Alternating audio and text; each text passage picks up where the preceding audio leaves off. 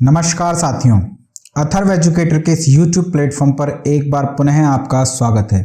मित्रों, Allahabad high court group C group D के लिए हमारी जीके की सीरीज चल रही है और उत्तर प्रदेश जीके का हमारा यह दूसरा वीडियो है। इससे पहले वाले वीडियो में मैंने उत्तर प्रदेश जीके के इतिहास और भौतिक परिचय से महत्वपूर्ण 51 प्रश्न कराए थे और इस वीडियो में हम उत्तर प्रदेश के परिचय के ताबड़तोड़ 51 प्रश्न करेंगे।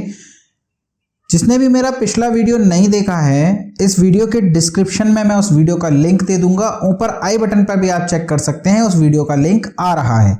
आप उस वीडियो को जरूर देखिएगा दोस्तों, उसमें मैंने बहुत ही महत्वपूर्ण क्वेश्चंस को कवर कराया है। इस वीडियो में भी हम और बहुत से महत्वपूर्ण क्वेश्चंस को देखेंगे। चलिए प्रारंभ करता हूं मैं सेशन पर। उससे पहले यदि चैनल पर नए आए हैं और चैनल को अभी तक सब्सक्राइब नहीं किया है तो प्लीज चैनल को सब्सक्राइब कर दीजिए और यदि सेशन पसंद आए तो वीडियो को लाइक कीजिएगा और अपने दोस्तों को भी इसे शेयर कीजिएगा। चलिए प्रारंभ करता हूं मैं आज का सेशन और आज का हमारा पहला प्रश्न है, सर्वाधिक राज्यों को स्पर्श करने वाला जिला कौन सा है? सोनभद्र, ललितपुर, बलिया या शामली? तो प्रदेश का ही नहीं बल्कि देश का एकमात्र जिला है, देश का एकमात्र जिला है सोनभद्र, एकमात्र जिला है सोनभद्र जो 4 राज्यों से सीमाएं बनाता है, 4 राज्यों से सीमा बनाता है। यानी सोनभद्र के अतिरिक्त पूरे देश में ऐसा कोई जिला नहीं है जो 4 राज्यों से सीमा बनाता है। अधिकतम सभी 3 राज्यों से सीमा बनाने वाले जिले हैं, पर 4 राज्यों से सीमा बनाने वाला एकमात्र जिला है सोनभद्र।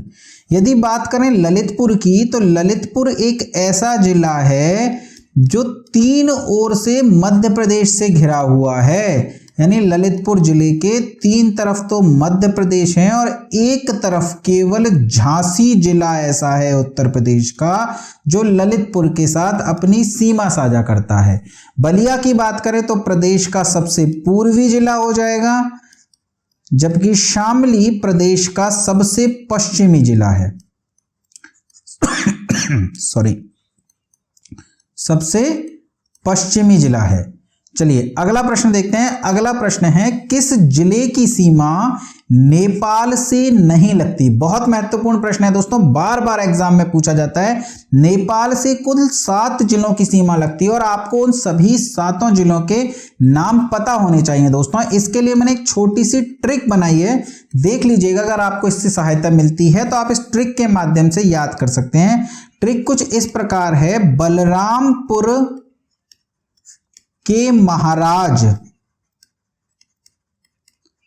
सिद्धार्थ ने श्रावस्ती में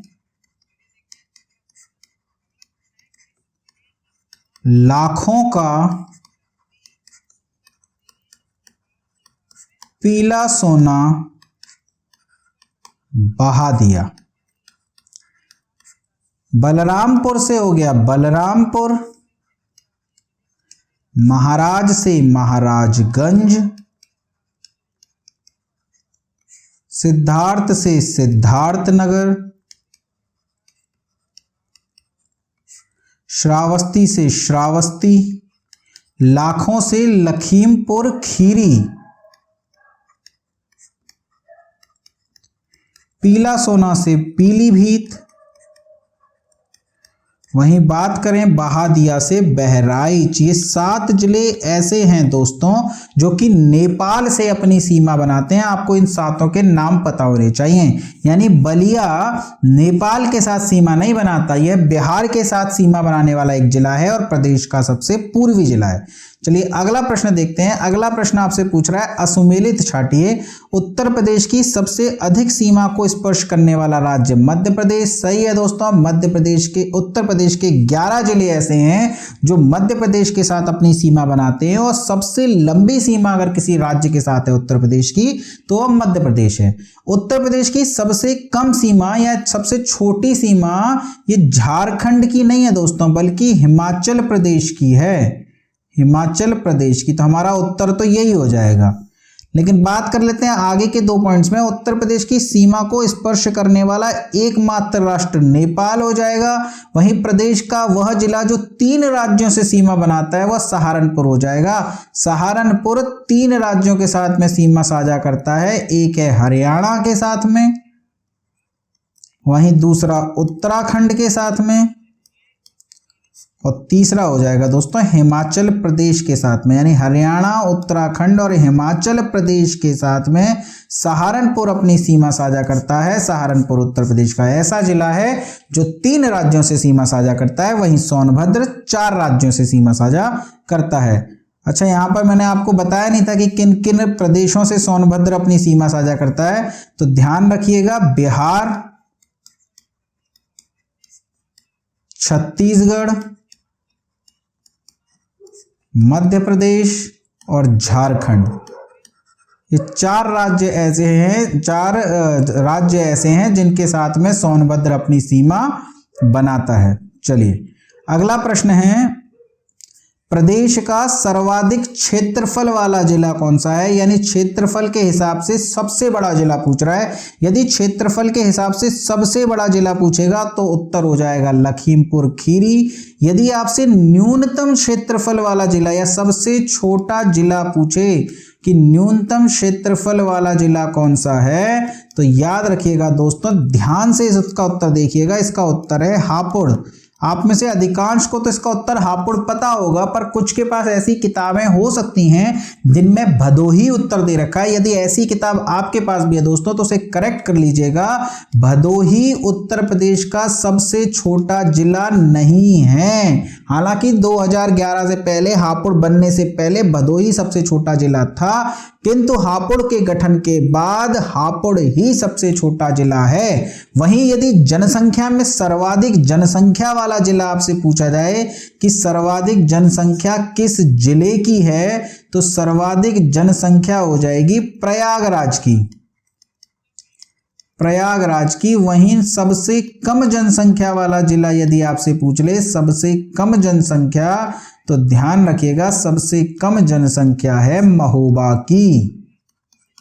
तो सबसे बड़ा हो गया लखीमपुर खीरी, सबसे छोटा हापुड़, सबसे ज्यादा जनसंख्या वाला प्रयागराज और सबसे कम जनसंख्या वाला हो गया महोबा।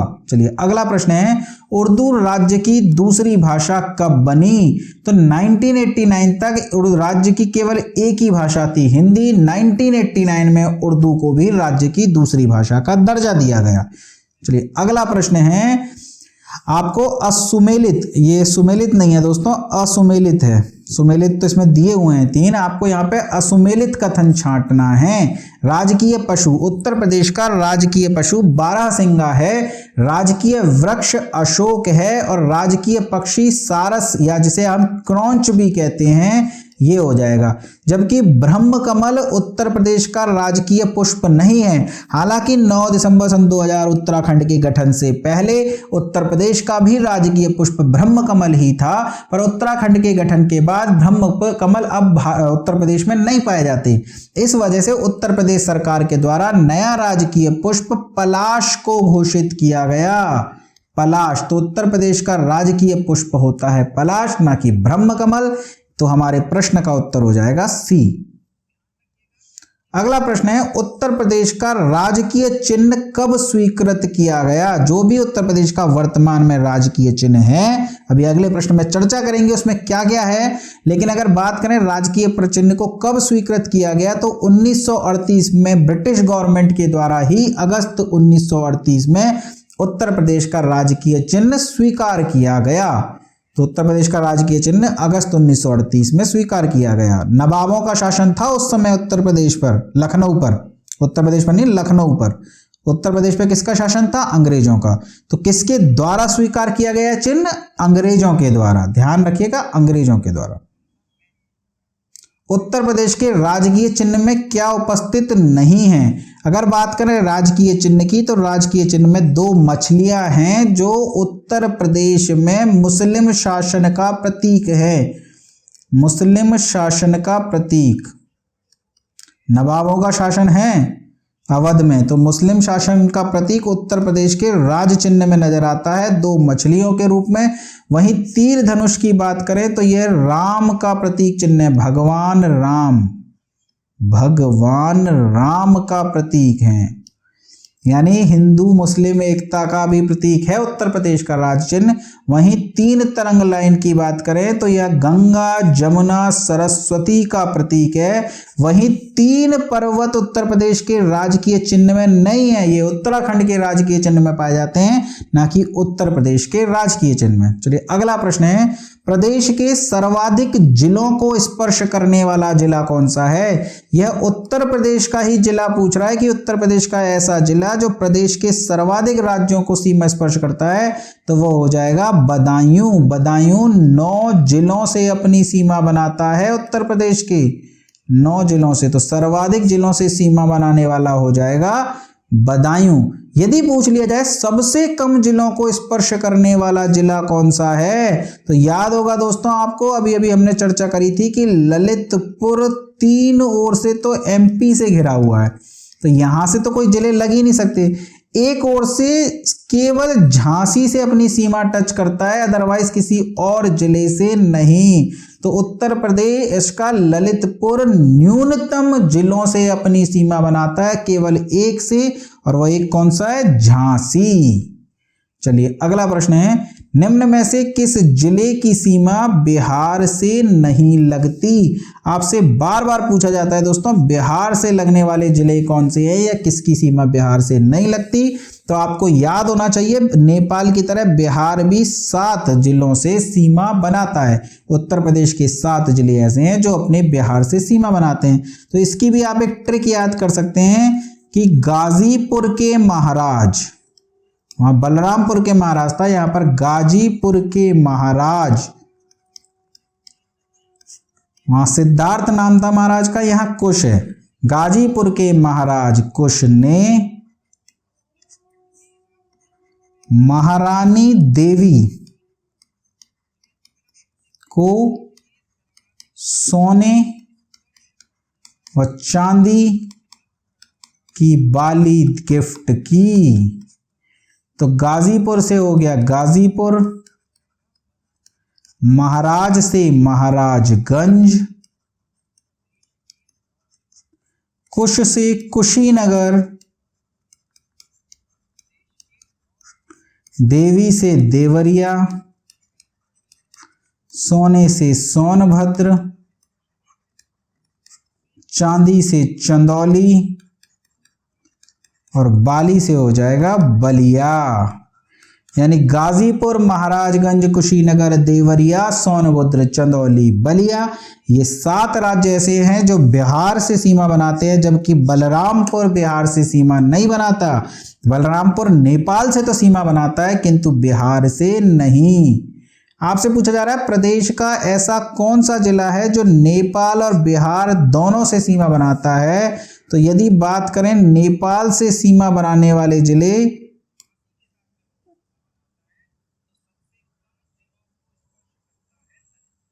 तो हमने यहां पर ये देखे थे नाम, बलरामपुर, महाराजगंज, सिद्धार्थनगर, श्रावस्ती, लखीमपुर खीरी, पीलीभीत, बहराइच। तो इसमें महाराजगंज एक ऐसा जिला है जो कि नेपाल से सीमा बनाता है। साथ ही बिहार से सीमा बनाने वाले यदि जिले देखें तो गाजीपुर, महाराजगंज, कुशीनगर, देवरिया, सोनभद्र, चंदौली, इसमें भी महाराजगंज आता है। यानी महाराजगंज एक प्रदेश का ऐसा जिला है जो नेपाल और बिहार दोनों से अपनी सीमा साझा करता है। तो इस प्रश्न का उत्तर हो जाएगा बी, महाराजगंज। चलिए अगला प्रश्न है, निम्न में से किस राज्य से अपनी सीमा साझा नहीं करता? सहारनपुर के विषय में बात हो रही है। सहारनपुर निम्न में से किस राज्य से अपनी सीमा साझा नहीं करता? तो सहारनपुर 3 राज्यों से अपनी सीमा बनाता है। एक हो गया हरियाणा, दूसरा हो गया हिमाचल प्रदेश, और तीसरा हो गया उत्तराखंड। तो राजस्थान से उत्तर सहारनपुर अपनी सीमा नहीं बनाता। राजस्थान से जो जिले अपनी सीमा बनाते हैं उसमें से एक जिला है मथुरा और एक जिला है आगरा। सहारनपुर राजस्थान से सीमा साझा नहीं करता। चलिए अगला प्रश्न है, निम्नलिखित में से कौन सा जिला उत्तराखंड से अपनी सीमा साझा नहीं करता? तो उत्तराखंड से सीमा कौन कौन से जिले बनाते हैं अगर उनकी बात करें तो एक हो जाएगा मुरादाबाद, दूसरा बिजनौर, तीसरा है रामपुर, चौथा सहारनपुर,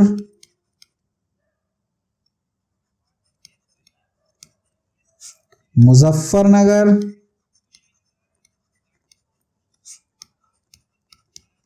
और छठा हो जाएगा बरेली। मुरादाबाद, बिजनौर, रामपुर, सहारनपुर, मुजफ्फरनगर और बरेली ये सीमा साझा करते हैं, जबकि पीलीभीत उत्तराखंड से अपनी सीमा नहीं बनाता। चलिए अगला प्रश्न है, निम्न में से कौन सा राज्य एक से अधिक राज्यों से अपनी सीमा साझा करता है? यदि बात करें निम्न में से कौन सा राज्य एक से अधिक जिले हो जाएगा दोस्तों, यहां पर एक से अधिक जिलों से अपनी सीमा साझा करता है। बात करें हिमाचल प्रदेश से तो हिमाचल प्रदेश से प्रदेश का एकमात्र जिला सहारनपुर अपनी सीमा बनाता है। वहीं झारखंड से केवल सोनभद्र सीमा बनाता है। उसी प्रकार छत्तीसगढ़ से भी केवल सोनभद्र ही सीमा बनाता है। जबकि बात करें दिल्ली की तो दिल्ली में गाजियाबाद और गौतम बुद्ध नगर ये दोनों जिले ऐसे हैं जो दिल्ली से अपनी सीमा बनाते हैं, गाजियाबाद और गौतम बुद्ध नगर। तो एक से ज्यादा से बन गई कि नहीं बन गई? तो इस प्रश्न का उत्तर हो जाएगा दिल्ली। चलिए अगला प्रश्न है, निम्न में से कौन सा नगर मध्य प्रदेश से अपनी सीमा साझा नहीं करता? तो 11 जिले ऐसे हैं दोस्तों जो मध्य प्रदेश से अपनी सीमा बनाते हैं। बात करें वो 11 जिले कौन से हैं तो नंबरिंग करते हुए लिखेंगे, क्योंकि बीच में कोई ना कोई छूट जाता है। 11 जिले हैं और बिना ट्रिक के याद करने होते हैं तो हम नंबरिंग करेंगे। आगरा हो गया एक हो गया इटावा, तीसरा हो गया झांसी, चौथा ललितपुर, पांचवा महोबा, बांदा, आगरा, इटावा, झांसी, ललितपुर, महोबा, बांदा। सातवां हो गया चित्रकूट, आठवां जालौन, हमीरपुर,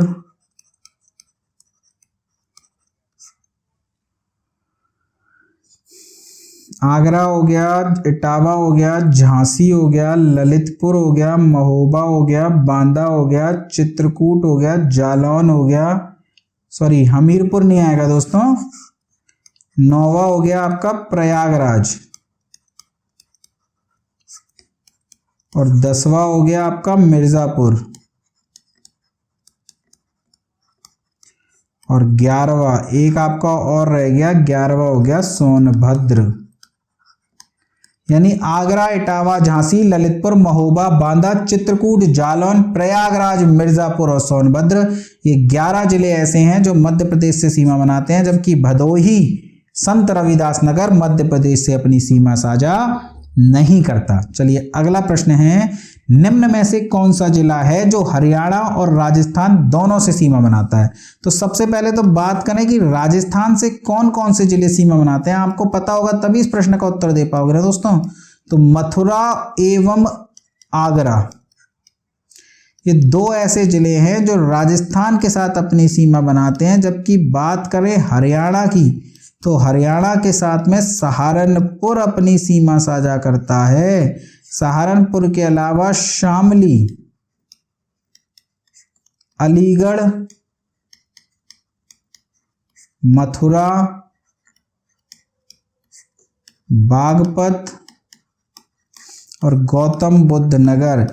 सहारनपुर, शामली, अलीगढ़, मथुरा, बागपत और गौतम बुद्ध नगर ये ऐसे जिले हैं जो कि उत्तर प्रदेश के साथ अपनी सीमा बनाते हैं। तो अगर आपसे पूछे इसमें से कौन सा ऐसा जो उत्तर प्रदेश का सीमा नहीं बनाता तो उत्तर हो जाएगा अलीगढ़। सॉरी, आपसे प्रश्न में पूछा जा रहा है ऐसा कौन सा जिला है जो हरियाणा एवं राजस्थान दोनों से सीमा बनाता है। इसको थोड़ा सा सही कर लीजिए। हरियाणा और राजस्थान दोनों से सीमा बनाता है, तो हरियाणा से एक तो हो गया मथुरा और राजस्थान से सीमा बना रहा है मथुरा, तो इस प्रश्न का उत्तर हो जाएगा मथुरा। चलिए, तो कौन सा जिला हरियाणा और राजस्थान दोनों से सीमा बनाता है, तो मथुरा हो जाएगा। इसी तरीके से नेपाल और बिहार पूछा जाता है तो वहां प्रश्न का उत्तर हो जाएगा महाराजगंज। चलिए, अगला प्रश्न है उत्तर प्रदेश के कितने जिलों को काटकर उत्तराखंड राज्य का गठन किया गया है। तो ध्यान रखिएगा, आज भी वर्तमान में भी उत्तराखंड में कुल 13 ही जिले हैं और उत्तर प्रदेश के 13 जिलों को काटकर ही उत्तराखंड राज्य का गठन किया गया था, तो इस प्रश्न का उत्तर हो जाएगा 13। चलिए, अगला प्रश्न है प्रदेश असुमेलित कथन छांटना है आपको। प्रदेश का सबसे उत्तरी जिला सहारनपुर, प्रदेश का सबसे दक्षिणी जिला सोनभद्र, प्रदेश का सबसे पूर्वी जिला बलिया, जबकि प्रदेश का सबसे पश्चिमी जिला, ये दोस्तों बागपत नहीं होता बल्कि प्रदेश का सबसे पश्चिमी जिला है शामली, तो हमारा उत्तर हो जाएगा डी। चलिए, अगला प्रश्न देखते हैं। इसमें भी आपको असुमेलित ही छांटना है। यहां आपसे पूछा जा रहा है प्रदेश का सबसे बड़ा जिला लखीमपुर खीरी, तो क्षेत्रफल के हिसाब से प्रदेश का सबसे बड़ा जिला हो जाएगा लखीमपुर खीरी। वहीं प्रदेश का सबसे छोटा जिला होता है हापुड़, ना कि भदोही। वहीं सर्वाधिक जनसंख्या वाला जिला प्रयागराज और न्यूनतम जनसंख्या वाला जिला महोबा, तो हमारे प्रश्न का उत्तर हो जाएगा बी, प्रदेश का सबसे छोटा जिला है हापुड़। चलिए, अगला प्रश्न देखते हैं। प्रदेश के कुल कितने जिले राष्ट्रीय राजधानी क्षेत्र एनसीआर में शामिल हैं। तो प्रदेश के 8 जिले ऐसे हैं जो कि एनसीआर में शामिल हैं। अगर आपसे पूछे वे 8 जिले कौन कौन से हैं तो ध्यान रखिएगा, एक हो जाएगा मुजफ्फरनगर, एक हो जाएगा मेरठ, बागपत, बुलंदशहर, गाजियाबाद, गौतम बुद्ध नगर, हापुड़ और शामली। ये 8 जिले ऐसे हैं जो कि राजधानी क्षेत्र एनसीआर में शामिल है। अगर याद ट्रिक देखनी हो तो BBMM GGHS, इसको थोड़ा सा बार बार रिवाइज करेंगे तो आपको याद हो जाएगा BBMM GGHS। ये एनसीआर में शामिल जिले हैं, कुल इनकी मात्रा हो जाती है 8। चलिए, अगला प्रश्न है पश्चिम में सहारनपुर से लेकर पूर्व में देवरिया एवं कुशीनगर पडरौना तक एक पतली सी पट्टी क्या कहलाती है। तो दोस्तों, मैंने आपको बताया था कि पर्वतों में नदी का बहाव बहुत तेज होता है, जिस वजह से ये नदी अपने साथ में बड़े बड़े चट्टान और पत्थरों को भी बहा कर ले जाती है।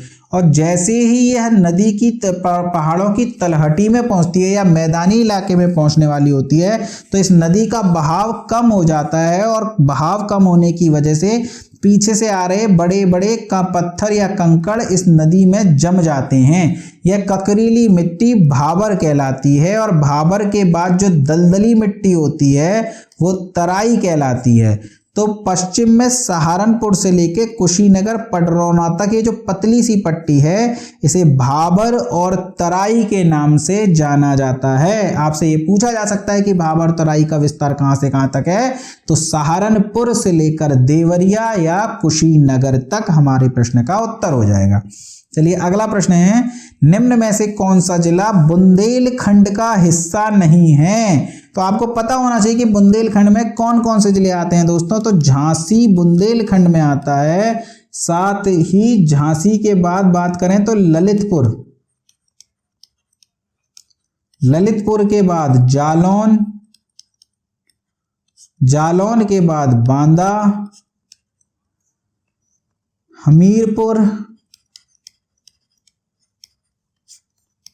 महोबा और चित्रकूट। ये 7 जिले तो ऐसे हैं दोस्तों जो पूरे के पूरे आते हैं।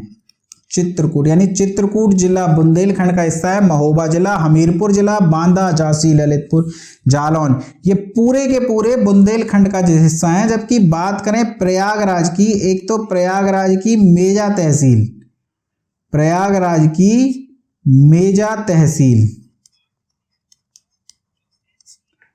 प्रयागराज की मेजा तहसील, साथ ही करछना तहसील, दो तहसील हैं, एक मेजा और एक करछना तहसील। इसके अलावा मिर्जापुर का भी कुछ हिस्सा आता है और चंदौली की चकिया तहसील, चकिया तहसील। सोनभद्र में गंगा नदी के इसमें मिर्जापुर में गंगा नदी का जो दक्षिणी हिस्सा है वो भी बुंदेलखंड में आता है।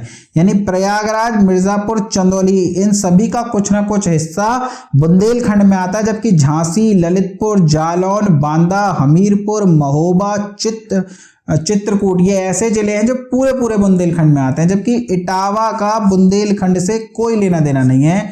इस प्रश्न का उत्तर हो जाएगा डी। चलिए अगला प्रश्न देखते हैं। वर्तमान में उत्तर प्रदेश में विधानसभा की सीटें कितनी हैं? तो ध्यान रखिएगा, उत्तराखंड के गठन से पूर्व विधानसभा की सीटें थी 425। उत्तराखंड बनने के बाद 404 विधानसभा सीट हो गई, जिसमें से 403 तो होते थे निर्वाचित और एक राज्यपाल द्वारा मनोनीत एंग्लो इंडियन हुआ करता था। पर वर्तमान में ये जो एंग्लो इंडियन वाला प्रावधान है इसे समाप्त कर दिया गया है, इसलिए अब विधानसभा की जो कुल सीट है वो है 403। यही हमारे प्रश्न का उत्तर हो जाएगा। चलिए अगला देखते हैं। प्रयागराज से लखनऊ राजधानी को कब स्थानांतरित किया गया? तो पहली बार जो प्रयागराज से लखनऊ राजधानी आई वो 1921 में आई। हालांकि यह आंशिक रूप से आई थी। पूर्ण रूपेण राजधानी जो शिफ्ट की जाएगी वो की जाएगी 1937 में। तो इस प्रश्न का उत्तर हो जाएगा 1921। प्रयागराज से लखनऊ राजधानी को कब स्थानांतरित किया गया? तो उत्तर हो जाएगा हमारा 1921। चलिए अगला प्रश्न है। संयुक्त प्रांत का नाम बदलकर उत्तर प्रदेश कब कर दिया गया?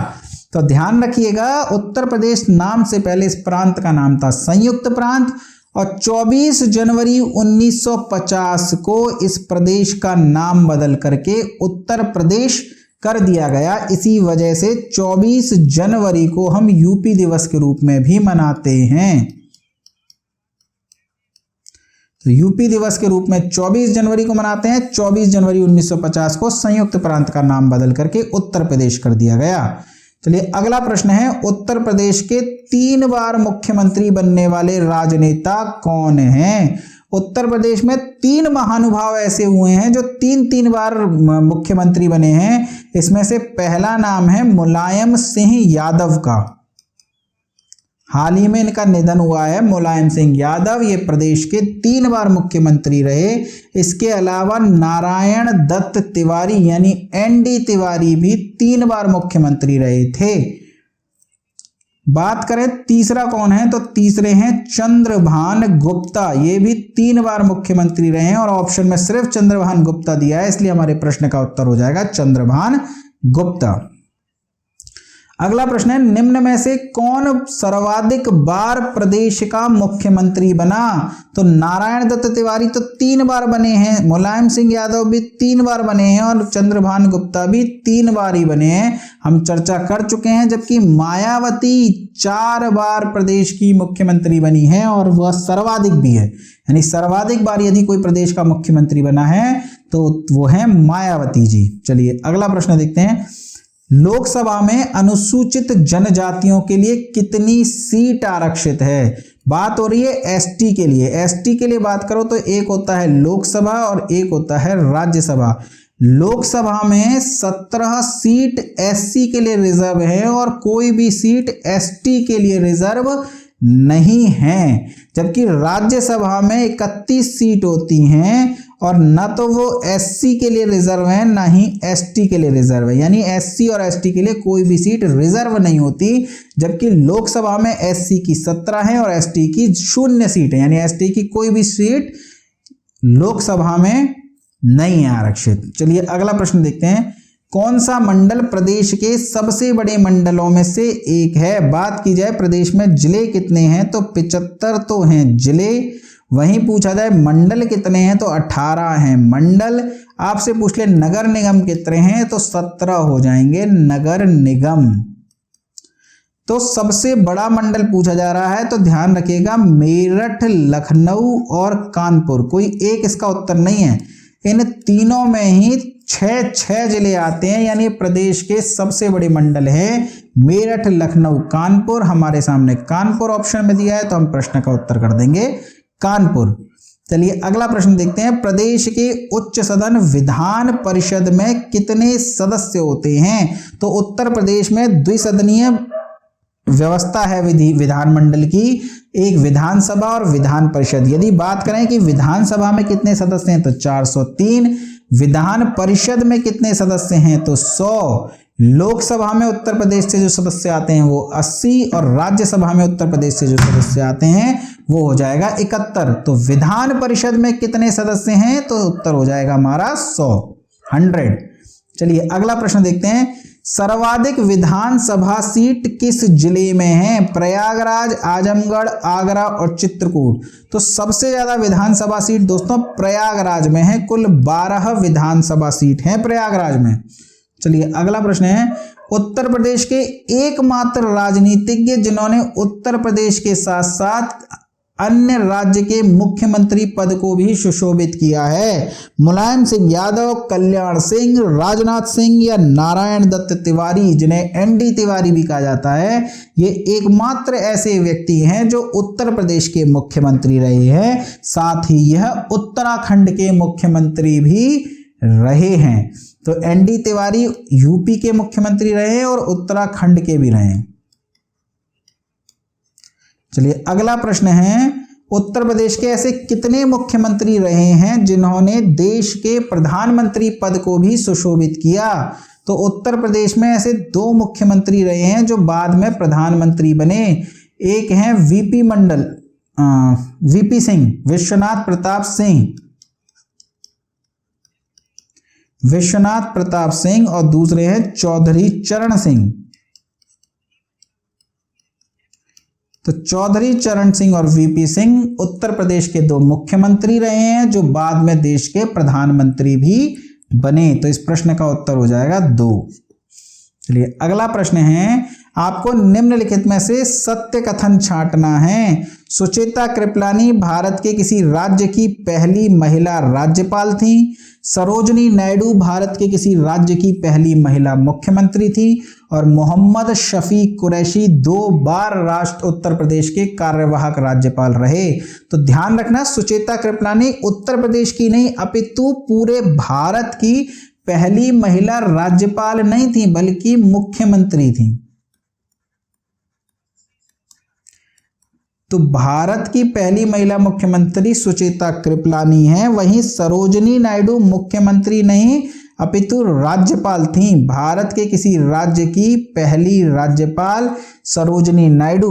बात करें मोहम्मद शफी कुरैशी की तो यह 2 बार उत्तर प्रदेश के कार्यवाहक राज्यपाल भी रहे। यही हमारे प्रश्न का उत्तर हो जाएगा।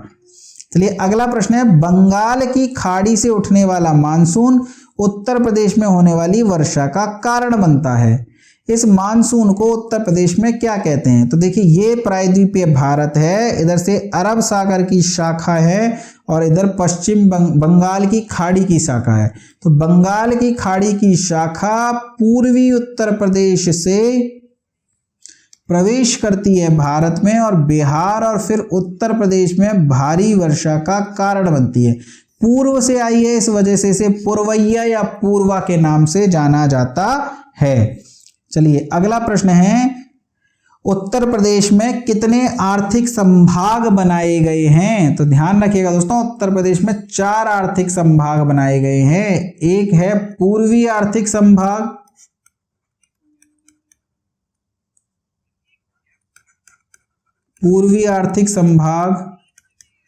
वहीं दूसरा है पश्चिमी आर्थिक संभाग,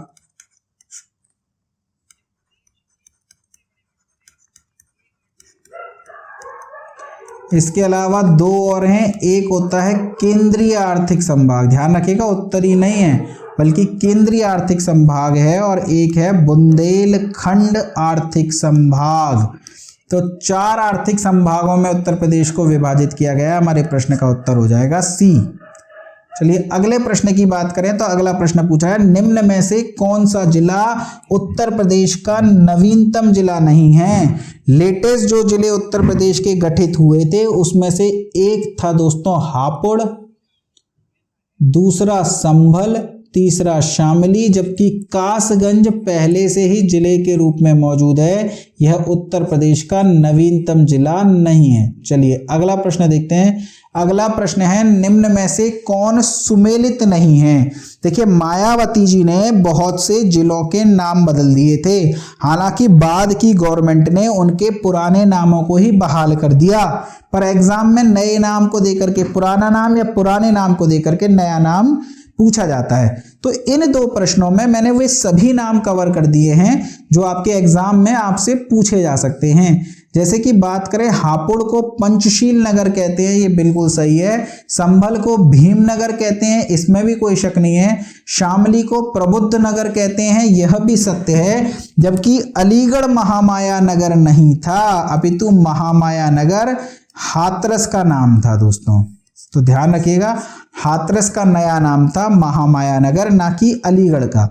बात करें अगले प्रश्न पर तो ये वही प्रश्न है, बस नाम बदल दिए गए हैं। जैसे कि कासगंज का नया नाम काशीराम नगर, ये बिल्कुल सही था। कानपुर देहात का रमाबाई नगर, ये भी ठीक था। अमेठी का छत्रपति साहू जी नगर, यहां भी कोई दिक्कत नहीं है। लेकिन बात करें ज्योतिबा फुले नगर की तो ये भदोही का नहीं अपितु अमरोहा का है। भदोही का नया नाम था संत रविदास नगर। तो ये 2 प्रश्नों में मैंने ये सारे नाम आपको कवर करा दिए हैं। हम चलते हैं अपने अगले प्रश्न की ओर। हमारा अगला प्रश्न है, चित्रकूट मंडल का मुख्यालय कौन सा है। देखिए प्रदेश में 18 मंडल हैं और 16 मंडल का मुख्यालय उन्हीं मंडलों में है जिस नाम से वे जाने जाते हैं। जैसे कि अलीगढ़ मंडल का मुख्यालय अलीगढ़ में है, झांसी मंडल का मुख्यालय झांसी में है। लेकिन प्रदेश के 2 मंडल ऐसे हैं जिनके मुख्यालय कहीं अन्यत्र हैं, हमें वो याद होने चाहिए दोस्तों। उनमें से एक है चित्रकूट मंडल। चित्रकूट मंडल में 4 जिले आते हैं, बांदा, चित्रकूट, हमीरपुर और महोबा। चित्रकूट मंडल का मुख्यालय चित्रकूट में न होकर के बांदा में स्थित है दोस्तों। तो याद रखिएगा चित्रकूट का मुख्यालय कौन सा है, तो बांदा है। चलिए अगला प्रश्न है, निम्न में से कौन सा देवीपाटन मंडल का मुख्यालय है। दूसरा मंडल है देवीपाटन मंडल, जिसका मुख्यालय उसके स्वयं के नाम पर नहीं है अपितु देवीपाटन मंडल का मुख्यालय है गोंडा में। अगला प्रश्न है, उत्तर प्रदेश विधानसभा के प्रथम अध्यक्ष कौन थे। यदि आपसे पूछे उत्तर प्रदेश विधानसभा के प्रथम अध्यक्ष कौन थे तो उत्तर हो जाएगा राजर्षि पुरुषोत्तम दास टंडन। चलिए अगला प्रश्न है, गणतंत्र भारत में उत्तर प्रदेश के पहले राज्यपाल कौन थे। तो ध्यान रखिएगा उत्तर प्रदेश की पहली राज्यपाल या पहली महिला राज्यपाल थी सरोजनी नायडू।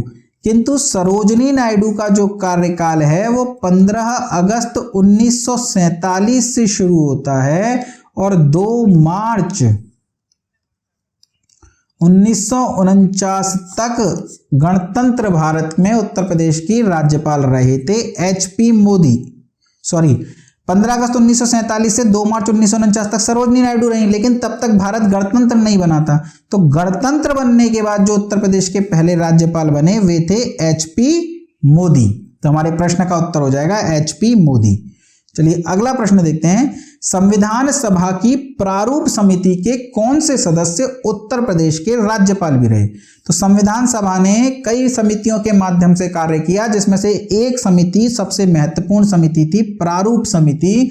प्रारूप समिति में एक अध्यक्ष के अलावा 6 अन्य सदस्य भी थे। तो उसमें से पूछा जा रहा है कि कौन सा सदस्य ऐसा था जो उत्तर प्रदेश का राज्यपाल भी रहा है। तो KM मुंशी साहब, कन्हैयालाल माणिक्यलाल मुंशी, KM मुंशी साहब संविधान की प्रारूप समिति के सदस्य थे और बाद में उत्तर प्रदेश के राज्यपाल भी बने। चलिए अगला प्रश्न देखते हैं, निम्न में से वह कौन है जो उत्तर प्रदेश के राज्यपाल के साथ साथ भारत के राष्ट्रपति भी रहे। तो ये सभी वराह वेंकटगिरी और नीलम संजीवा रेड्डी ये दोनों ही भारत के राष्ट्रपति रहे हैं। पर आपसे पूछ ले कि इनमें से उत्तर प्रदेश का राज्यपाल कौन बना, तो वराह वेंकटगिरी भारत के चौथे राष्ट्रपति या यूं कहें भारत के तीसरे उपराष्ट्रपति वराह वेंकटगिरी उत्तर प्रदेश के राज्यपाल भी रहे हैं। चलिए अगला प्रश्न है, निम्न में से किसे राज्यपाल द्वारा मुख्यमंत्री पद की शपथ दिलाई गई थी किंतु उनकी नियुक्ति को उच्चतम न्यायालय द्वारा अवैध घोषित कर दिया गया। तो ध्यान रखिएगा, जगदंबिका पाल को राज्यपाल ने शपथ दिला दी सीएम के तौर पे, पर सर्वोच्च न्यायालय ने, उच्चतम न्यायालय ने उनकी नियुक्ति को अवैध घोषित कर दिया। यानी शपथ लेने के बावजूद जगदंबिका पाल सीएम नहीं बन पाई। तो उत्तर हो जाएगा जगदंबिका पाल। चलिए अगला प्रश्न है, विधानसभा के किस अध्यक्ष को कालांतर में उत्तर प्रदेश का मुख्यमंत्री बनने का सौभाग्य प्राप्त हुआ। तो विधानसभा अध्यक्ष की बात हो रही है कि विधानसभा के किस अध्यक्ष को उत्तर प्रदेश का मुख्यमंत्री बनने का सौभाग्य प्राप्त हुआ। तो इस प्रश्न का उत्तर हो जाएगा बनारसी दास। जबकि आत्माराम गोविंद खेर और केसरीनाथ त्रिपाठी ये भी विधानसभा के अध्यक्ष रहे हैं। तीन बार ये विधानसभा के अध्यक्ष बने हैं, जो कि अपने आप में सर्वाधिक है, आत्माराम गोविंद खेर और केसरीनाथ त्रिपाठी। चलिए अगला प्रश्न है, उत्तर प्रदेश विधान परिषद के प्रथम सभापति कौन थे। बात करें उत्तर प्रदेश विधान परिषद के प्रथम सभापति, तो वो थे चंद्रभाल। उत्तर प्रदेश विधानसभा के प्रथम सभापति हैं चंद्रभाल। चलिए आज का अगला प्रश्न है, कौन सी विधानसभा सीट अनुसूचित जातियों के लिए आरक्षित है। हमने पढ़ा कि विधानसभा की 2 सीटें ऐसी हैं जो अनुसूचित जनजातियों के लिए आरक्षित हैं। तो वे दोनों सीटें कौन कौन सी हैं, ओबरा, दुद्दी या केवल ए केवल बी। दोस्तों यहाँ पे आपको ऑप्शन बदलने पड़ेंगे, यहाँ पे आप लिख लीजिए ए एंड बी। तो ध्यान रखिएगा, लोकसभा में एससी के लिए 17 सीट आरक्षित है, जबकि एसटी के लिए कोई सीट आरक्षित नहीं है। बात करें राज्यसभा की, तो एससी के लिए राज्यसभा में एससी के लिए भी कोई सीट आरक्षित नहीं है और एसटी के लिए भी कोई सीट आरक्षित नहीं है। उसी प्रकार यदि विधान परिषद की बात करें, तो विधान परिषद में भी कोई रिजर्वेशन न तो एससी को है और ना ही एसटी को। जबकि विधानसभा की बात करें तो एससी को 74 सीटों पर और एसटी को 2 सीटों पर आरक्षण प्राप्त है। और वे जो 2 सीटें हैं वो आपसे पूछा जाए कौन कौन सी हैं, तो 2 ही हैं पूछा जा सकता है, एक है ओबरा, दूसरी है दुद्दी। चलिए आज का अंतिम प्रश्न देखते हैं। आज का अंतिम प्रश्न है, उत्तर प्रदेश की वर्तमान राज्यपाल आनंदीबेन पटेल किस राज्य की मुख्यमंत्री भी रही हैं। आनंदीबेन पटेल की बात हो रही है। आनंदीबेन पटेल उत्तर प्रदेश की राज्यपाल बनने से पूर्व गुजरात की मुख्यमंत्री भी रही हैं। तो प्रश्न का उत्तर हो जाएगा गुजरात। चलिए दोस्तों, ये थे आज के ताबड़तोड़ 51 प्रश्न, जिसमें मैंने आपको पूरे विस्तार से बताने का प्रयास किया है। तो आपको यदि चैनल पसंद आया हो तो उस वीडियो को लाइक भी कीजिएगा, और चैनल को यदि सब्सक्राइब नहीं करा तो सब्सक्राइब भी कीजिए, और ज़्यादा से ज़्यादा दोस्तों से इसके शेयर कीजिए, उन्हें चैनल सब्सक्राइब करने के लिए कहिए। बहुत अच्छे सेशन इस पर आएंगे दोस्तों, जो आपके एग्जाम के लिए रामबाण साबित होंगे। तो चलिए पढ़ते रहिए, मस्त रहिए, चैनल को शेयर सब्सक्राइब करते रहिए। धन्यवाद दोस्तों।